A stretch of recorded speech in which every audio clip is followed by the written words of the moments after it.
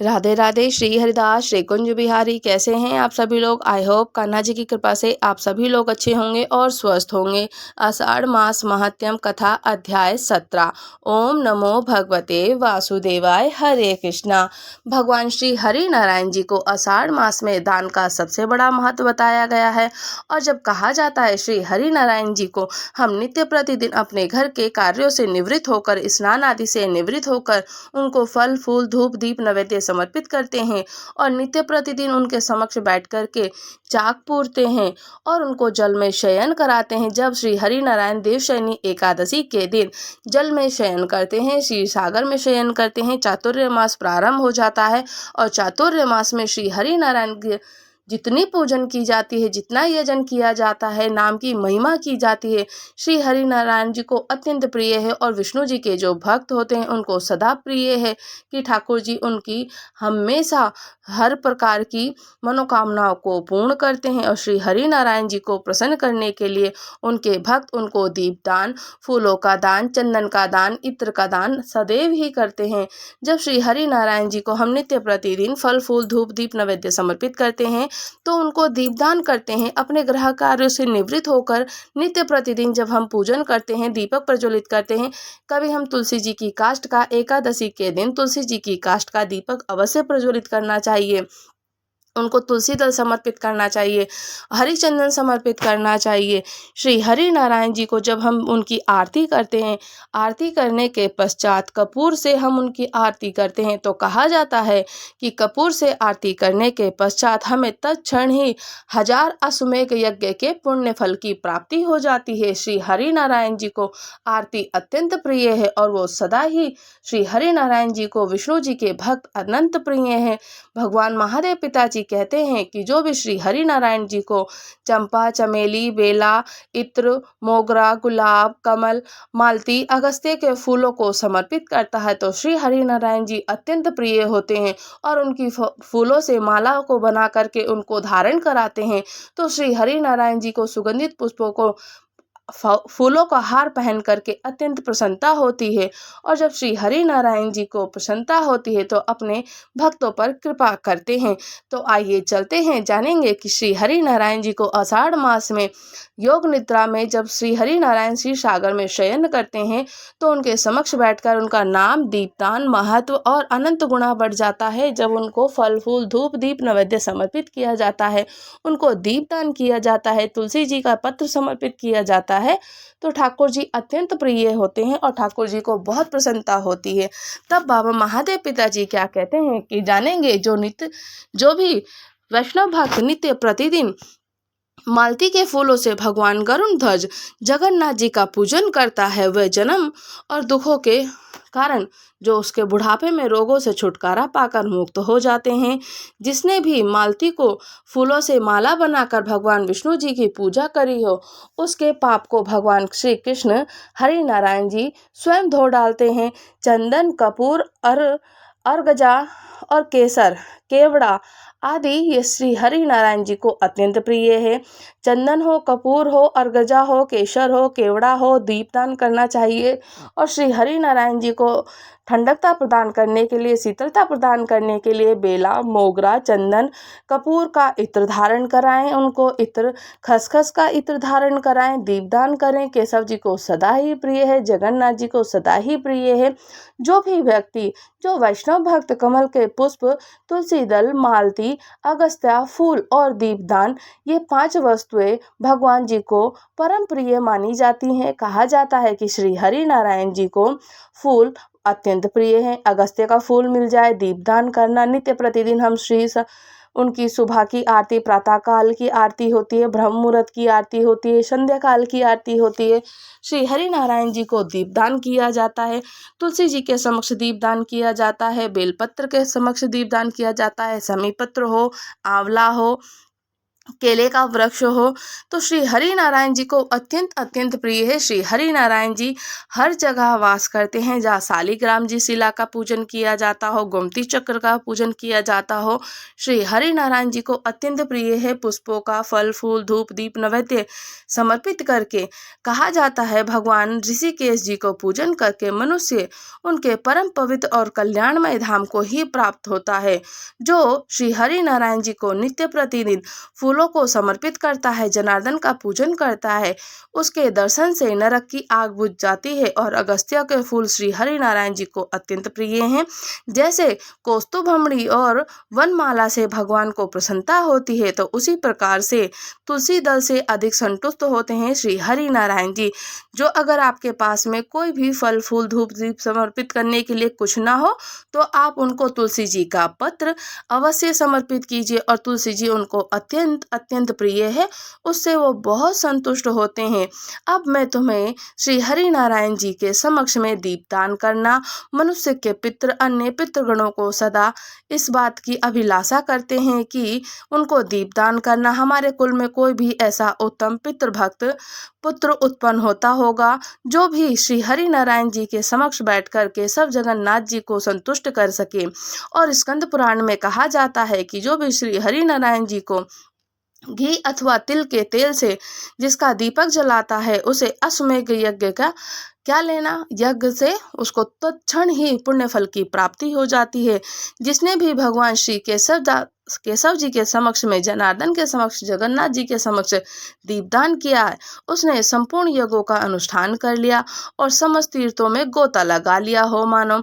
चाहे कृष्ण पक्ष हो और चाहे शुक्ल पक्ष हो, नित्य प्रतिदिन श्री हरि नारायण जी के समक्ष बैठ करके श्री हरि नारायण जी का पूजन करना, उनका नाम करना, भजन करना, एकादशी का व्रत का पारण करना, एकादशी को संयम और विधि विधान से पूजन करना, एक पहर का जागरण करना, विष्णु सहस्रनाम का पाठ करना। विष्णु सहस्रनाम का पाठ ना कर सके तो श्री राम नाम के मंत्रों का उच्चारण करना ठाकुर जी को अत्यंत प्रिय है। ठाकुर जी देवशयनी एकादशी के दिन चातुर्य मास प्रारंभ हो जाता है आषाढ़ मास में ही, और फिर जब वो योग निद्रा में शयन करते हैं तो जल उनको अत्यंत प्रिय है।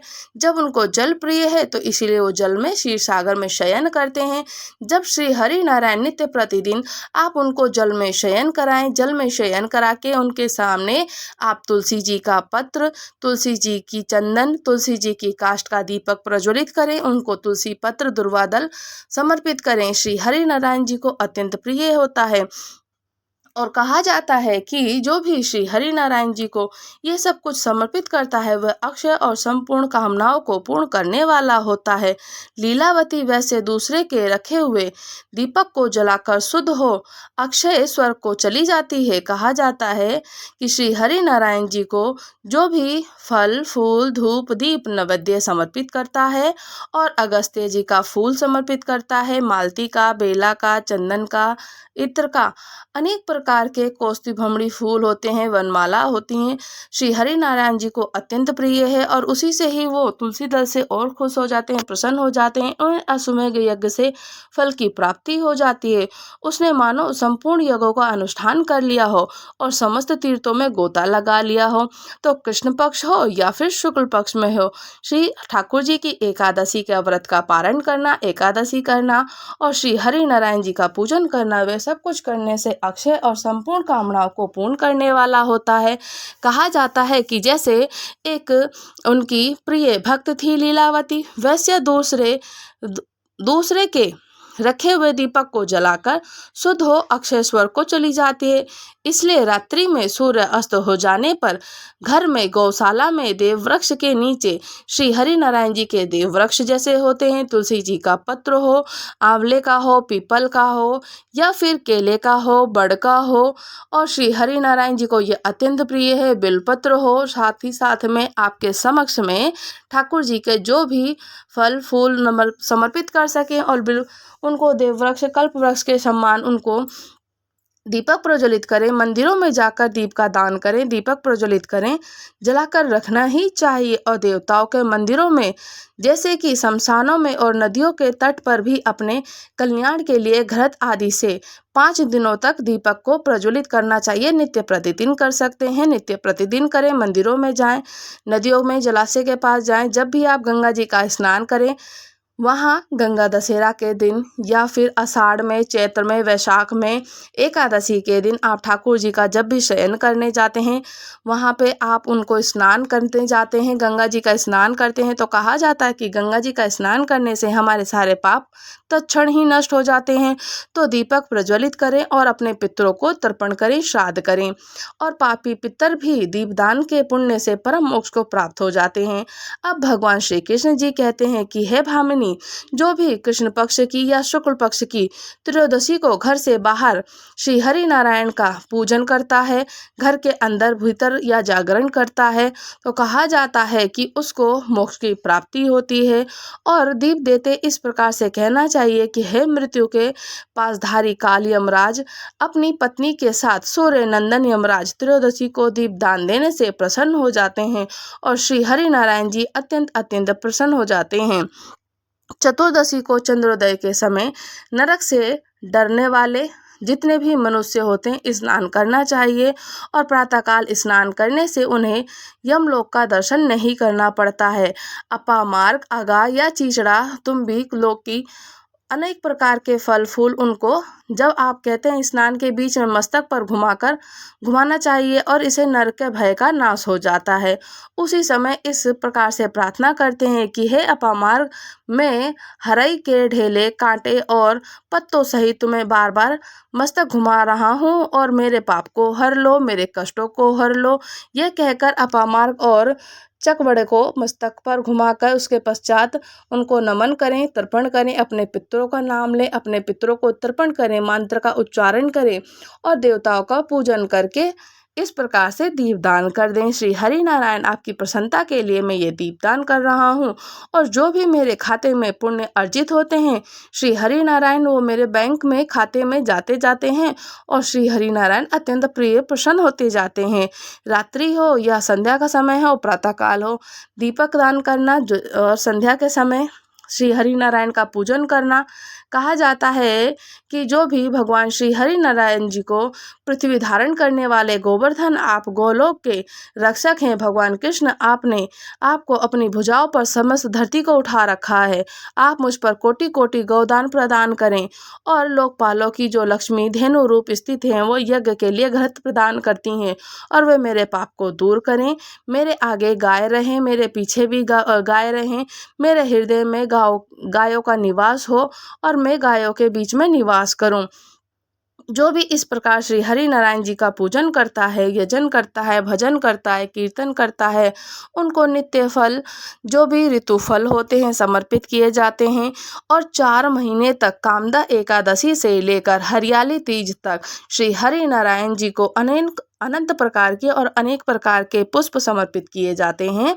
उनको शीतलता प्रदान करने के लिए, ठंडक प्रदान करने के लिए श्री हरि चंदन का तिलक करें, उनको इत्र समर्पित करें। बेला, चंपा, रूही, चमेली या फिर आपके पास में जो भी शीतलता प्रदान करने वाला खसखस, रूह का इत्र हो वो भी उनको समर्पित करें।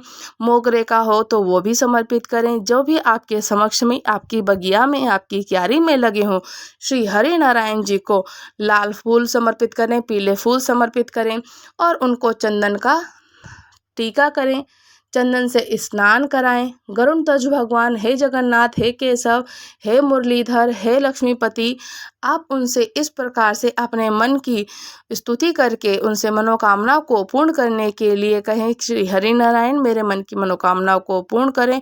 और ठाकुर जी प्रसन्न होकर के मन की मनोकामनाओं को अवश्य ही पूर्ण करते हैं। कहा जाता है कि जो भी श्री हरि नारायण जी को अनंत प्रकार से अनेक प्रकार से प्रसन्न करता है और श्री हरि नारायण पर प्रसन्न होते हैं, विष्णु जी के भक्त होते हैं, उनके पार्षद आते हैं, अंत में भोग और मोक्ष को प्राप्त होकर बैकुंठ को ही प्राप्त होते हैं, उनके पार्षद लेकर के जाते हैं और बैकुंठ धाम में ही निवास करते हैं। जो भी आषाढ़ मास में नित्य प्रतिदिन स्नान करके उनको दीपदान करता है, दीपदान तुलसी जी को पत्र समर्पित करता है, जल में शयन कराता है और जो भी अपनी यथाशक्ति के अनुसार किसी ब्राह्मणों को, जरूरतमंद को या फिर गायों को दान करता है, तो उसी प्रकार से ये हमारे जो दान के कार्य होते हैं, ये हमारे पुण्य कर्म होते हैं और यही हमारे साथ जाते हैं। जब हम मृत्यु को प्राप्त होते हैं, हमें राहगीर का खर्चा मिलता है और यही इसी के साथ हम आगे की और बढ़ते हैं और जाते हैं। तब हमारे जो भी कर्म के अनुसार हम कार्य करते हैं, वही हमारे साथ जाते हैं। तो श्री हरि नारायण जी को प्रसन्न करने के लिए विष्णु जी के भक्त उनको प्रसन्न करने के लिए उनके मंत्रों का उच्चारण करें। ओम नमो भगवते मंत्र का उच्चारण तो अवश्य करना चाहिए। यदि आप कुछ नहीं कर सकते हैं, आजकल की जितनी भी प्रकार की कार्य होते हैं, गृहस्थ कार्य होते हैं, बाहर के कार्य होते हैं, कुछ नहीं कर पाते हैं, तो मानसिक स्मरण अवश्य करें, मानसिक रूप से सेवा उनकी जरूर करें। ओम नमो भगवते वासुदेवाय मंत्र का उच्चारण करें। श्री हरि नारायण जी उससे प्रसन्न होते हैं और अपनी कृपा बनाए रखते हैं। आषाढ़ मास महात्म्यम कथा अध्याय 17 समाप्त हुआ। राधे राधे। श्री हरिदास श्री कुंज बिहारी। अगर आप लोग हमारे चैनल पर नए हैं तो चैनल को लाइक शेयर सब्सक्राइब करना बिल्कुल ना भूलें और मुझे कमेंट्स करके ज़रूर बताइएगा कि आप लोग भी क्या श्री हरि नारायण जी को जल में शयन कराते हैं। राधे राधे। श्री हरिदास श्री कुंज बिहारी।